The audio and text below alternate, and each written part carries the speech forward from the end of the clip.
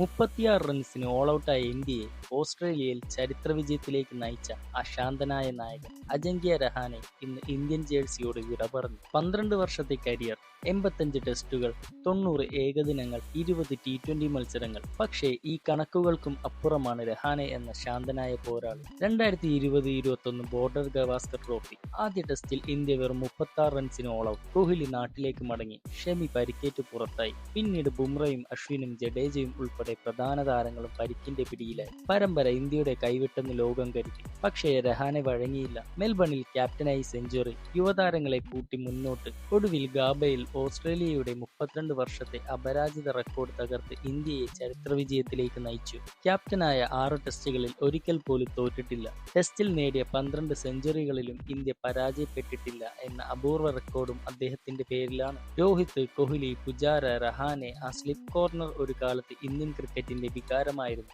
ഇന്ന് അതിലെ അവസാന കണ്ണിയും വിട പറയുകയാണ്. രഹാനെ അവസാനമായി ഇൻസ്റ്റാഗ്രാമിലൂടെ പുറത്തുവിട്ട വീഡിയോയിൽ രഹാനെ പറയുന്നത്: "ഞാൻ ഒരിക്കലും തോൽക്കാത്ത ഒരേ ഒരു സ്ഥലം നിങ്ങളുടെ മനസ്സാണ്. നന്ദി രഹാനെ, ഇന്ത്യൻ ക്രിക്കറ്റിന് നൽകിയ ആത്മവിശ്വാസത്തിൽ, ഒരിക്കലും മറക്കാനാകാത്ത ഓർമ്മകൾക്കും. Thank you ജിങ്സ്." നിങ്ങൾക്ക് എൻ്റെ വീഡിയോ ഇഷ്ടപ്പെട്ടെങ്കിൽ ദയവായി സബ്സ്ക്രൈബ് ചെയ്യുക.